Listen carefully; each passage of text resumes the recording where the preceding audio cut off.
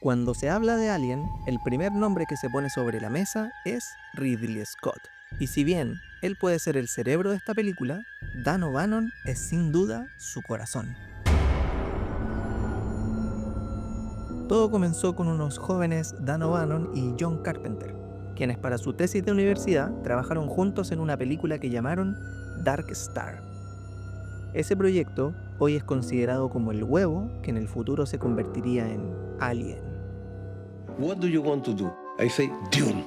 And he say, yes. Alejandro Jodorowsky, un artista, escritor y cineasta chileno, contactó a O'Bannon para que trabajaran juntos en su adaptación de Dune. Lamentablemente, esa producción se canceló, pero produjo algo que tendría frutos en el futuro. En un hotel en París, Alejandro le presentó a Dan un artista con el que estaban trabajando diseños para Dune. El nombre de ese artista era H.R. Giger. Dedicado a la creación de personajes terroríficos e inusuales, sus inquietantes ilustraciones cautivaron a O'Bannon, quien en ese momento encontraba, sin saberlo, el estilo biomecánico que marcaría el terror espacial para siempre. O'Bannon ya tenía una idea inicial y un guión a medio escribir, y lo que más destacaba era la escena del quebrantapechos.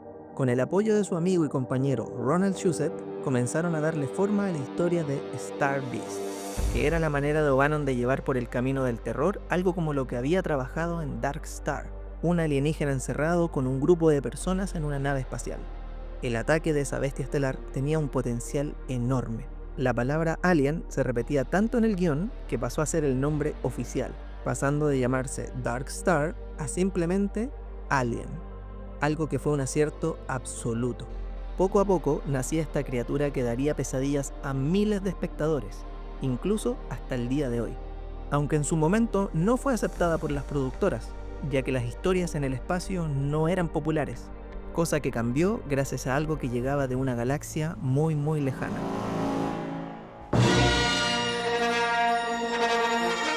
Star Wars fue un verdadero antes y después en la industria del cine, lo que provocó que todos los estudios quisieran tener su propia aventura espacial. El guión de Alien fue tomado por Fox, quienes previamente lo habían ignorado. Para la dirección de esta película llamaron a Ridley Scott. Él supo de inmediato que el monstruo era lo más importante de la película. Definitivamente no podía ser una pelota de playa como en Dark Star, pero Dan lo tenía claro desde aquella reunión en París, y le entregó el libro con las ilustraciones de Giger, y él simplemente dijo, ya está.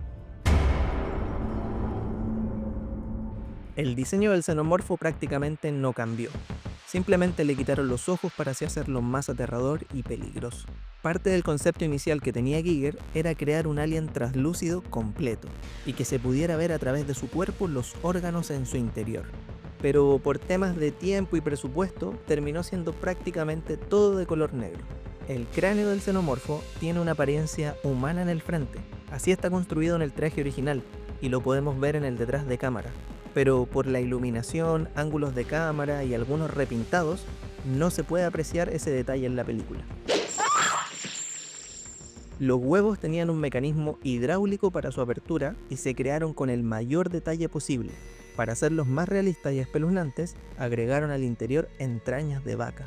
Luego de eso conocemos al abrazacaras. Este fue uno de los primeros diseños que se le encargó a Giger. Era una criatura que salta desde el interior del huevo y se pega a la cara de uno de los astronautas. Giger lo hizo con patas largas como si fueran los dedos de un par de manos que no te sueltan, y con un órgano reproductor que va de la mano con su estilo, que es muy sexual, pero al mismo tiempo terrorífico. Es un ser que te encuentra y te obliga a sucumbir a él. Simplemente no puedes hacer nada. Para el diseño del quebrantapechos, Ridley tenía la visión de que fuera una criatura solo con dientes.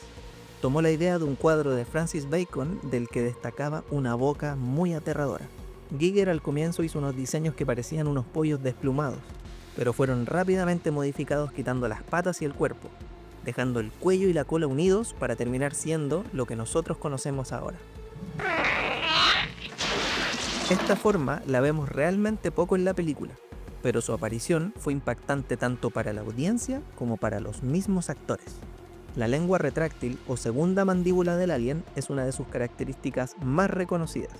Para la película tuvieron que diseñar un sistema en el interior de la cabeza para que se pudiera extender y abrir esa pequeña boca, y la baba que tiene es un lubricante que debían agregar a mano antes de cada toma. La forma erguida de caminar fue una consecuencia para hacerlo más aterrador.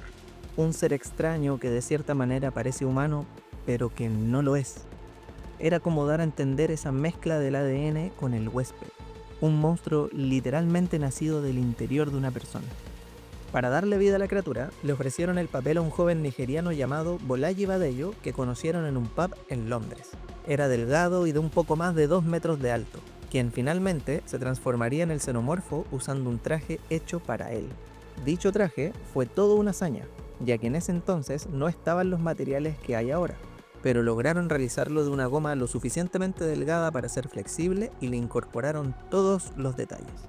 La creación de este personaje y de los entornos les hizo ganar al equipo de artistas y efectos visuales un premio Oscar tremendamente bien merecido. The winners are H.R. Geiger, Carlo Rambaldi, Ryan Johnson, Nick Alder, and Dennis Eiling for The Alien. I'm very happy to have this. Thank you very much. El desarrollo de esta película fue todo un desafío, con muchos momentos tensos durante su producción, pero todo el esfuerzo valió la pena. De hecho, en el preestreno, una acomodadora del cine se desmayó al ver cómo le arrancaban la cabeza al androide Ash. Veronica Cartwright, actriz que interpreta a Lambert, contó que el día del estreno, en la escena del quebrantapechos, hubo gente vomitando del susto.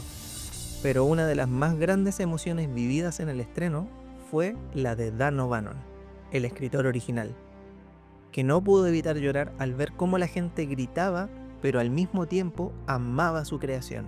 Pudo ver con sus propios ojos cómo las personas hacían una fila que daba la vuelta a la manzana para ver su película, y pudo escuchar desde su propia butaca los gritos y aplausos de los espectadores.